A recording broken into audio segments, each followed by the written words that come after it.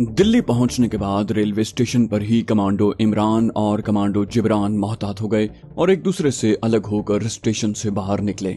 Station से बाहर आकर कमांडो जिब्रान एक जगह चौक में खड़ा हो गया। कमांडो इमरान ने अकेले जाकर एक टैक्सी ली, जिब्रान को चौक में से ले लिया। एहतियात की वजह यहाँ की इंटेलिजेंस थी, जिसके बारे में कमांडो इमरान और जिब्रान को मालूम था कि जनूबी हिंद की बंदरगाह पर असलहे से लदे हुए जहाज की तबाही के बाद अलर्ट हो गई होगी और मक्खियों की तरह लारी अड्डों पर, रेलवे स्टेशनों पर मंडला रही होगी। टैक्सी में बैठकर वो सीधे हाजी साहब के होटल में आ गए। हाजी साहब उस वक्त काउंटर के पास ही कुर्सी पर बैठे अखबार पढ़ रहे थे। उस वक्त वो अकेले थे। हाजी साहब ने उन दोनों को आते देखा और बाएं हाथ की उंगली को 3 बार हिलाकर इशारा किया कि ऊपर वाले कमरे में चले जाओ।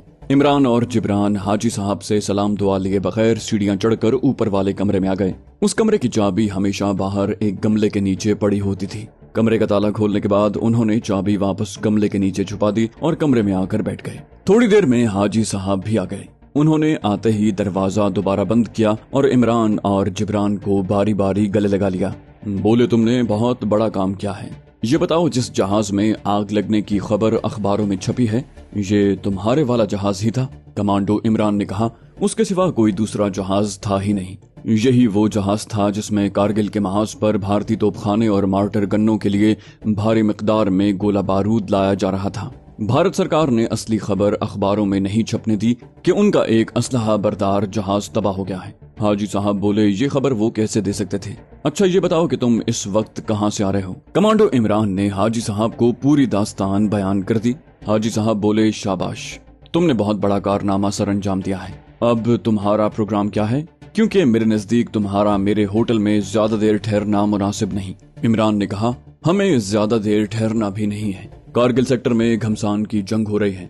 भारत की तोपें मुजाहिदीन के ठिकानों पर भारी तोपखाने से गोलाबारी कर रही हैं। अगरचे हमारे मुजाहिदीन कारगिल सेक्टर की सबसे बुलंद चोटी पर अपने मोर्चों में हैं, जहां भारतीय तोपों के गोले उन्हें कोई नुकसान नहीं पहुंचा सकते, लेकिन पहाड़ी की निस्फ ढलान पर अकब की जानिब भारतीय फौज शदीद गोलाबारी कर रही है, जिसकी वजह से मुजाहिदीन का काफी नुकसान हुआ है। लेकिन जैसा कि आप भी जानते हैं, मुसलमान तो अल्लाह और उसके रसूल सल्लल्लाहु अलैहि वसल्लम की राह में जिहाद कर रहे हैं। उनके हौसले बुलंद हैं। भारतीय फौज हमारी किसी चौकी पर कब्जा नहीं कर सकी और ना कर सकती है, क्योंकि मुजाहिदीन काफी बुलंदी पर हैं और नीचे से गुजरने वाली दरास ले रोड जो सियाचिन तक जाती है मुजाहिदीन के कंट्रोल में है। इस वजह से भारतीय हाईकमान सियाचिन की पहाड़ियों में डिप्लॉय अपने फौजी यूनिटों को सप्लाई नहीं पहुंचा सकती। सियाचिन की चौकियों पर मौजूद भारतीय फौजी सप्लाई लाइन कट जाने से मुजाहिदीन के रहमो करम पर हैं। इस खिफत को मिटाने के लिए और अपने अवाम के आगे अपनी शिकस्त पर पर्दा डालने के लिए भारतीय तोपें और बमबार जहाज कंट्रोल लाइन के पार आजाद कश्मीर के देहात पर गोलाबारी और बमबारी कर रही है, जिससे देहात के निहत्ते मुसलमान देहाती शहीद हो रहे हैं और उनके मकान तबाह हो रहे हैं। पिछले दिनों एक मस्जिद स्कूल के 6 बच्चे भारतीय गोलाबारी से शहीद हो गए। हाजी साहब ने कहा, हमने ये खबर यहाँ के मुसलमान अखबार में पढ़ी थी और बड़ा दुख हुआ। कमांडो जिब्रान ने कहा, लेकिन यकीन करें, मुसलमान देहातियों के हौसले पस्त नहीं हुए। उनका मोराल बुलंद है और वो हर आफत का सब्र और बहादुरी से मुकाबला करने को तैयार हैं। कमांडो इमरान बात को आगे बढ़ाते हुए बोला, ये वो हालात हैं जिनकी संगीनी के बायस हमारा अपने मुजाहिदीन के पास कारगिल सेक्टर में पहुंचना जरूरी है। हमने कारगिल सेक्टर की भारतीय तोपों को मिलने वाला गोला बारूद तबाह कर दिया है। अब जाकर देखना है कि वहाँ क्या सूरत हाल है और हम मजीद क्या कुछ कर सकते हैं। हाजी साहब ने कहा, यहाँ मुझे अल्लामा इकबाल का एक शेर बहुत याद आ रहा है। वो फरमाते हैं, जिससे जिगर लाला में ठंडक हो वो शबनम, दरियाओं के दिल जिससे दहल जाएं वो तूफान। यानी मुसलमान अमन पसंद है, उसका मजहब उसे अमन का दर्स देता है, लेकिन अगर उसकी इज्जत उसकी गैरत को ललकारा जाए तो वो ऐसा तूफान बन जाता है जिसकी हैबत से दरियाओं के दिल भी दहल जाते हैं। तुम लोग जरूर कारगिल सेक्टर में जाओ, वहाँ तुम्हारी जरूरत है। मेरी जब और जिस वक्त जरूरत पड़े मैं हाजिर हूँ। मैं यहाँ इस्लाम और पाकिस्तान की खिदमत के लिए ही बैठा हूँ और यकीन करो मैं दुश्मन के घर में बैठा हुआ हूँ और मैंने भी तुम्हारी तरह सरधड़ की बाजी लगा रखी है। ये सब कुछ मैं किसी मुआवजे या तारीफ के लिए नहीं कर रहा, बल्कि सिर्फ अल्लाह की खुशनूदी और उसकी रजा के लिए कर रहा हूँ। कमांडो इमरान ने हाजी साहब से कहा, हाजी साहब, हमें आप जैसे भारतीय मुसलमानों पर फख्र है। आप जो काम कर रहे हैं वो शायद हम भी नहीं कर सकते। हाजी साहब हंस दिए, कहने लगे, भाई ये तो हर मुसलमान का फर्ज है जो उस पर अल्लाह के दीन कामिल की तरफ से आयद होता है। میں اسی میں خوش ہوں کہ اللہ تعالیٰ نے مجھے اس فرض کو ادا کرنے کی توفیق عطا کر رکھی ہے۔ کمانڈو عمران اور جبران نے دوپہر کا کھانا کمرے میں حاجی صاحب کے ساتھ ہی کھایا۔ اس کے بعد حاجی صاحب کہنے لگے، جموں توی کو ایک ٹرین دوپہر کے وقت بھی دلی سے چلتی ہے، مگر میں دن کے وقت تمہیں یہاں سے آگے سفر کرنے کا مشورہ نہیں دوں گا۔ تم رات کی گاڑی سے جاؤ تو زیادہ بہتر ہے۔ یہ گاڑی رات کے 8:15 بجے چلتی ہے، میں اس کے ٹکٹ منگوا لوں گا۔ حاجی صاحب نے شام کے وقت دلی سے جموں توی تک کے ریل گاڑی کے 3rd کلاس کے 2 ٹکٹ منگوا لیے۔ 7 بجے کمانڈو عمران اور جبران نے کمرے میں ہی کھانا کھایا اور پورے 7:30 بجے حاجی صاحب سے گلے مل کر ان کی دعائیں لے کر ریلوے اسٹیشن کی طرف روانہ ہو گئے۔ ہوٹل میں انہوں نے کھدر کا پہناوا تبدیل کر لیا تھا اور بازار سے نئی پتلون قمیض منگوا کر پہن لی تھی۔ چونکہ وہاں بھی سردیوں کا موسم تھا، اس لیے انہوں نے ایک گرم جیکٹ اور سویٹر بھی پہن لیا تھا۔ وہ جب بھی بازار سے نئے کپڑے خریدتے تو اس بات کا خاص طور پر خیال رکھتے تھے کہ کپڑے میل خورے رنگ کے ہوں اور پرانے لگیں۔ جموں توی ایکسپریس دلی ہی سے تیار ہوتی تھی۔ ریلوے قولی سے انہوں نے پتہ کر لیا تھا کہ ٹرین پلیٹ فارم پر لگنے سے پہلے کس جگہ کھڑی ہے۔ چنانچہ وہ وہاں جا کر الگ الگ 3rd کلاس کے ڈبوں میں سوار ہو گئے۔ پہلے سے وہاں کئی مسافر ٹرین میں سوار تھے۔ ٹرین سائیڈ لائن سے نکل کر جب پلیٹ فارم پر آ لگی تو اس میں زیادہ رش ہو گیا۔ کمانڈو عمران اور جبران یہی چاہتے تھے کہ ڈبے میں زیادہ سے زیادہ رش ہو۔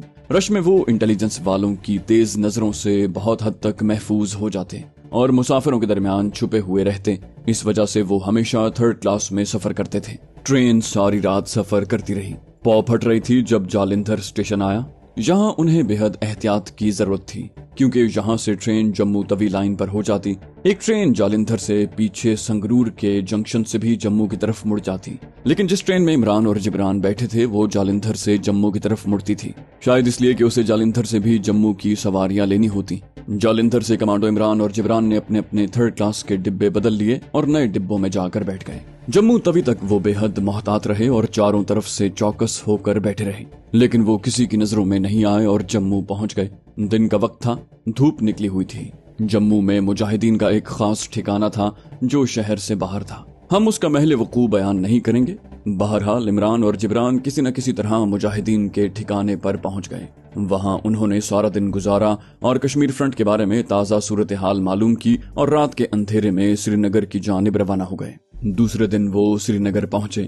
سری نگر میں جگہ جگہ بھارتی فوج کے سپاہی نظر آ رہے تھے۔ کارگل سیکٹر میں بھارت نے جو اپنی طرف سے بڑا زبردست حملہ شروع کیا تھا، جس کی ناکامی کے بعد بھارت نے سری نگر اور دوسرے شہروں میں سیکیورٹی سخت کر دی تھی اور انٹیلیجنس والوں کی سرگرمیاں بھی تیز ہو گئی تھیں، لیکن عمران اور جبران تجربہ کار تھے۔ اگر انٹیلیجنس والے کسی مشتبہ کو پہچان لیتے تھے تو عمران اور جبران بھی انٹیلیجنس والوں کی دور ہی سے بو سونگھ لیتے۔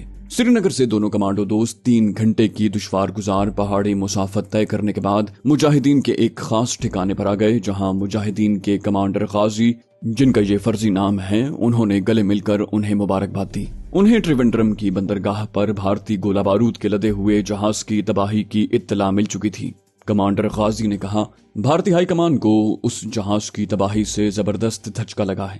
وہ مجاہدین کے ٹھکانوں پر اب اندھا دھند گولہ باری کی بجائے وقفے سے گولہ باری کر رہے ہیں۔ اب بھارتی فضائیہ مجاہدین کے خفیہ ٹھکانوں پر راکٹ فائر کر رہی ہے، مگر مجاہدین پہاڑیوں کے غاروں میں چھپے ہوئے ہیں جہاں بھارتی جہازوں کے گولے اور راکٹ نہیں پہنچ سکتے۔ کمانڈو عمران نے کہا، لیکن بھارت نے کنٹرول لائن پر اور اس کے پار آزاد کشمیر کے دیہات پر جو گولہ باری اور اب بمباری شروع کر دی ہے، اس کا کوئی سد باب کرنا چاہیے۔ کمانڈر غازی نے کہا، ہمارے اتنے وسائل نہیں ہیں، تم بھی جانتے ہو کہ ہم محدود وسائل کے ساتھ جنگ کر رہے ہیں، لیکن اس کے باوجود ہمارے مجاہد اپنی اپنی پوزیشنوں پر ڈٹے ہوئے ہیں اور ہم زیادہ تر بھارتی یونٹوں سے چھینا ہوا اور بھارتی چوکیوں پر قبضے کے بعد مال غنیمت میں حاصل ہونے والا اسلحہ استعمال کر رہے ہیں۔ بھارت کا توپخانہ بوکھلاہٹ میں ادھر ادھر اندھا دھند گولہ باری کر رہا ہے، لیکن ہم سوچ سمجھ کر ٹھیک نشانوں پر گولے پھینکتے ہیں اور دشمن کو زیادہ سے زیادہ نقصان پہنچا رہے ہیں۔ خود بھارت کے اخبارات نے لکھا ہے کہ کارگل سیکٹر میں بھارتی فوج مجاہدین کے گھیرے میں آ گئی ہے، اور بھارتی ہائی کمان کے ایک میجر کا انٹرویو اخباروں میں چھپا ہے جس میں بھارتی میجر نے اعتراف کیا ہے کہ مجاہدین نے ہماری 2 چوکیوں کو گھیرے میں لے رکھا ہے اور فوجیوں تک پہنچنے والی خوراک اور اسلحے کی سپلائی لائن کاٹ دی ہے، جس سے بھارتی فوج کو کارگل سیکٹر میں انتہائی مشکلات کا سامنا ہے۔ وہ رات ان دونوں کمانڈو دوستوں نے مجاہدین کے ٹھکانے پر ہی گزاری۔ دوسرے دن وہ مجاہدین کے ساتھ مل کر دشمن کے خلاف لڑنے کی تیاریاں کر رہے تھے کہ کمانڈر غازی اچانک آ گیا۔ اس نے کہا، عمران، تمہارے لیے میں ایک بڑا اہم مشن لے کر آ رہا ہوں۔ عمران اور جبران کمانڈر غازی کی طرف متوجہ ہو گئے۔ عمران نے کہا، یہ تو بڑی اچھی بات ہے، بتائیں یہ مشن کس نوعیت کا ہے؟ کمانڈر غازی بولا، مجاہدین نے بھارتی فضائیہ کا ایک طیارہ مار گرایا ہے، اس کے پائلٹ کو ہم نے زندہ گرفتار کر لیا ہے، اس کا نام فلائٹ لیفٹیننٹ رام گوپال ہے، وہ اس وقت مجاہدین کی قید میں ہے، اس سے ہم نے تھوڑی بہت پوچھ گچھ کی ہے لیکن وہ سوائے اپنے نام اور رینک کے اور کچھ نہیں بتاتا۔ کمانڈو عمران کو اچانک ایک خیال آ گیا، اس نے پوچھا، مجاہدین نے اس پر تشدد تو نہیں کیا؟ کمانڈر غازی نے کہا، مجاہدین نے اس پر کسی قسم کا تشدد نہیں کیا، اس کی وجہ تمہیں بھی معلوم ہے کہ ہم مسلمانوں کے خون میں رواداری اور رحم کا جذبہ نہیں ہے، ہم دشمن کو محاذ جنگ پر تو زندہ نہیں چھوڑتے، لیکن اگر وہ ہماری قید میں آ جائیں تو اس کے ساتھ اسی نرمی اور رحم دلی کا سلوک کرتے ہیں جو ہمارے اسلام نے ہمیں بتایا ہے۔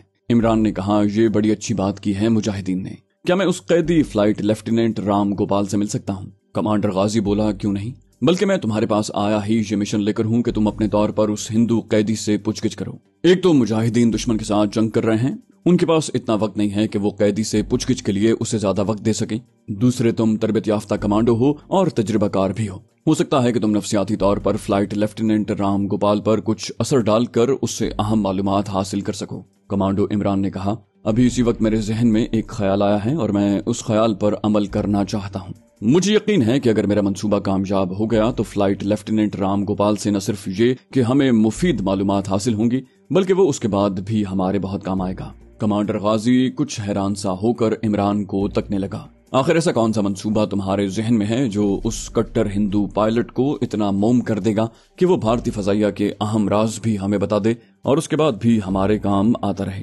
عمران نے کمانڈر غازی کو وہ خیال اور منصوبہ بتا دیا جو اسی وقت اس کے ذہن میں آیا تھا۔ منصوبے کو سننے کے بعد کمانڈر غازی نے کہا، کیا تمہیں یقین ہے کہ اس طرح تم اس ہندو پائلٹ کو اپنے قبضے میں کر لو گے؟ عمران بولا، مجھے پورا یقین ہے کہ ہمارا منصوبہ ضرور کامیاب ہوگا، چونکہ ہم دین اسلام کے بتائے ہوئے ضابطے پر عمل کریں گے، اس لیے خدا بھی ہمارے منصوبے میں برکت ڈال دے گا۔ یہاں کمانڈو جبران نے عمران کی تائید کرتے ہوئے کہا، دشمن کو اپنے قبضے میں کرنے کے واسطے اس سے بہتر اور کوئی ہتھیار اور دوسرا کوئی منصوبہ اتنا کارگر نہیں ہو سکتا۔ ہمارے دین اسلام نے اسی لیے ہمیں ہدایت کی ہے کہ دشمن کے قیدیوں کے ساتھ اچھا سلوک کرو تاکہ جب وہ رہائی پانے کے بعد اپنے لوگوں میں جائیں تو ہر جگہ تمہاری تعریف کریں اور تمہارے گن گائیں، اس طرح تم نفسیاتی محاذ پر بھی دشمن پر فتح حاصل کر لو گے۔ کمانڈر غازی نے عمران کے ساتھ ہاتھ ملاتے ہوئے کہا، میں آج رات کو ہی تمہاری ملاقات فلائٹ لیفٹیننٹ رام گوپال سے کرواتا ہوں۔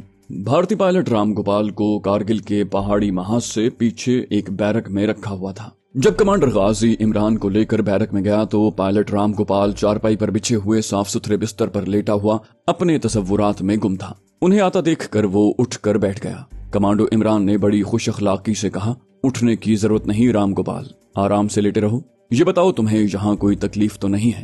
بھارتی پائلٹ اٹھ کر بیٹھ گیا تھا، ہلکی سی مسکراہٹ کے ساتھ کہنے لگا، جی نہیں، بھگوان کی کرپا اور آپ کی مہربانی سے یہاں مجھے کوئی تکلیف نہیں۔ کمانڈر غازی نے کہا، رام گوپال، یہ ہمارا ساتھی مجاہد عمران ہے، یہ صرف یہ معلوم کرنے آیا ہے کہ ہم نے بھارت کا جو پائلٹ قید کیا ہے اس کے ساتھ اچھا سلوک ہو رہا ہے یا نہیں۔ رام گوپال بولا، مہاراج میں تو یہاں یہی محسوس کر رہا ہوں جیسے میں اپنے بھائیوں کے درمیان آ گیا ہوں، یہاں میری ہر جائز ضرورت کا خیال رکھا جا رہا ہے، میں سبزی خور ہوں، یہاں مجھے اعلیٰ قسم کی بھجیا مل رہی ہے، جو میں چاہتا ہوں مجھے پیش کر دیا جاتا ہے۔ آپ مسلمانوں کے بارے میں ہمیں بڑا ڈرایا گیا تھا کہ مجاہدین کے قیدی نہ بننا، وہ ہندو قیدیوں کے ہاتھ پاؤں کان ناک کاٹ کر انہیں بھون کر کھا جاتے ہیں، مگر یہاں آ کر مجھے معلوم ہوا ہے کہ وہ ساری باتیں جھوٹی تھیں، آپ لوگ تو میرے ساتھ بالکل مہمانوں والا سلوک کر رہے ہیں۔ کمانڈو عمران نے کہا، ہم مسلمان ہیں، ہمارے مذہب اسلام نے ہمیں ہدایت کی ہے کہ جنگی قیدیوں کے ساتھ وہی سلوک کرو جو تم اپنے مہمانوں کے ساتھ کرتے ہو، تمہیں کسی چیز کی ضرورت ہو تو ہمیں بتاؤ،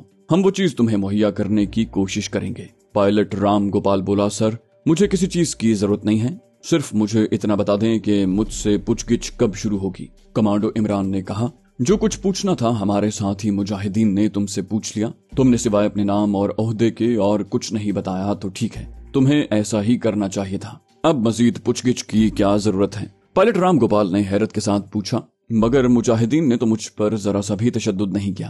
عمران بولا، ہم اپنے قیدیوں پر تشدد نہیں کرتے، اسلام نے ہمیں ایسا کرنے سے منع کیا ہے۔ رام گوپال نے کہا، لیکن مجھے تو ہیڈ کوارٹر میں بڑا ڈرایا گیا تھا کہ مسلمان مجاہدین پوچھ گچھ کرتے وقت سخت تشدد کرتے ہیں اور قیدیوں کے ساتھ وحشیانہ سلوک کرتے ہیں۔ کمانڈو عمران نے پوچھا، تو کیا ہم نے تمہارے ساتھ وحشیانہ سلوک کیا ہے؟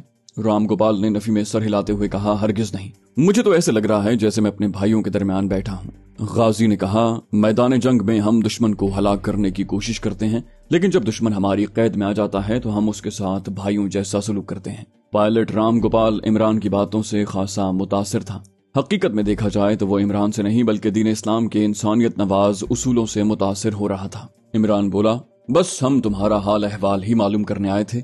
यहाँ तुम्हें कोई तकलीफ नहीं है, अब हम जाते हैं, फिर किसी वक्त मुलाकात होगी। राम गोपाल ने पूछा, मुझे यहाँ कब तक कैद रखा जाएगा? कमांडर गाजी ने कहा, जब तक तुम्हें अपने पास रखना जरूरी होगा तुम्हें सिर्फ उसी वक्त तक रखेंगे। इतना कहकर कमांडो इमरान ने पायलट राम गोपाल से हाथ मिलाया और कमांडर गाजी के साथ बैरक से चले गए। उनके जाने के बाद पायलट राम गोपाल सोचने लगा कि मुझे भारत में मुसलमान मुजाहिदीन के खिलाफ कितनी भयानक बातें बताई गई थीं कि मुसलमान मुजाहिदीन हिंदू कैदियों के साथ वहशियाना बर्ताव करते हैं, उन्हें हल्की आग पर भूनते हैं, उनके पेट चाक कर देते हैं। लेकिन वो सारी बातें तो झूठ निकली। ये लोग तो हद दर्जे इंसान दोस्त हैं। पायलट राम गोपाल सोचने लगा कि ये लोग अपने दुश्मनों के साथ ऐसा सलूक करते हैं, वो अपने दोस्तों के साथ तो इंतहाई मुखलिस और वफाशार होते होंगे। राम गोपाल के जहन पर मुजाहिदीन के उस सलूक का बड़ा गहरा असर हुआ। वो सब्जी खोर था, इसलिए खास तौर पर उसकी पसंद की सब्जी पका कर दी गई। राम गोपाल ने कहा कि मैं अपने घर माता पिता को खत डालना चाहता हूँ। मुजाहिदीन ने उससे लिफाफा ले लिया और कहा कि ये खत उसके घर पहुंच जाएगा। उसे सुबह को बेहतरीन नाश्ता दिया जाता, वो सिगरेट पीता। कमांडो इमरान ने उसके लिए पाकिस्तानी सिगरेट मंगवा कर दिए। राम गोपाल कहने लगा, इमरान जी, पाकिस्तानी सिगरेट बड़े आला क्वालिटी के होते हैं। पाकिस्तान की यात्रा करके कोई हमारा दोस्त वापस इंडिया आता है तो हम उससे पहला सवाल ये करते हैं कि पाकिस्तानी सिगरेट लाए हो या नहीं। एक हफ्ते के बरादराना सलूक और मेहमान नवाजी ने पायलट राम गोपाल के जहन पर इंडिया में जो मुसलमान मुजाहिदीन के बारे में गलत और वहशियाना बातें मुसल्लत कर दी गई थीं, वो हरफे गलत की तरह साफ हो गईं। एक रोज खुद ही राम गोपाल ने इमरान से कहा, इमरान जी, क्या यहाँ आपकी मजहबी किताब कुरान शरीफ का कोई अंग्रेजी तर्जुमा मिल जाएगा? मैं उसे पढ़ना चाहता हूँ। कमांडो इमरान ने कहा, क्यों नहीं, मैं शाम को तुम्हें ला दूंगा। उस रोज शाम से पहले पहले कुरान पाक का एक अंग्रेजी तर्जुमा मंगवा लिया गया। इमरान ने यह तर्जुमा राम गोपाल को दिया और कहा, किसी और इस्लामी किताब की जरूरत हो तो मुझे बता देना। भारतीय पायलट राम गोपाल ने कुरान पाक के अंग्रेजी तर्जुमे का मुताला शुरू कर दिया। इस दौरान इंडिया के शहर दिल्ली से राम गोपाल के खत का जवाब भी आ गया। खत में राम गोपाल के वालिद ने हैरानी का इजहार करते हुए लिखा था कि मुजाहिदीन तुमसे इतना अच्छा और बरादराना सलूक करेंगे, हमें इसकी उम्मीद नहीं थी। लेकिन तुम्हारे खत से मालूम हुआ कि यहाँ तुम्हारे साथ मेहमानों जैसा बर्ताव किया जा रहा है। भगवान उन मुजाहिदीन को खुश रखे जो मेरे बेटे के साथ कैदी होने के बावजूद इतना अच्छा सलूक कर रहे हैं। पायलट राम गोपाल की माता जी ने भी मुजाहिदीन के लिए दुआएं लिखी हुई थी और कहा था कि भगवान उन लोगों को सलामत रखे जो मेरे बेटे को बिल्कुल तकलीफ नहीं पहुंचा रहे। दोस्तों, आप सबके बेहद इसरार पर हम इस्लामी कहानियां शुरू करने जा रहे हैं और सबसे ज्यादा जिसकी फरमाइश है वो हजरत खालिद बिन वलीद रज़ी अल्लाह अन्हु की दास्तान है। इस्लाम के बहादुर जर्नैल की दास्तान सुनने के लिए आप हमारे चैनल सिरात को सब्सक्राइब कीजिए। इंशाल्लाह आपकी दुआएं साथ रहीं तो ये सिलसिला ऐसे ही चलता रहेगा। और हमारी हौसला अफजाई के लिए आप हमारी वीडियो को लाइक और शेयर जरूर कीजिए। कमेंट करके बताइए कि आपको हमारी वीडियोस कैसी लगी। इंशाल्लाह जल्द ही अगली वीडियो में आपसे मुलाकात होगी। तब तक के लिए अल्लाह हाफिज।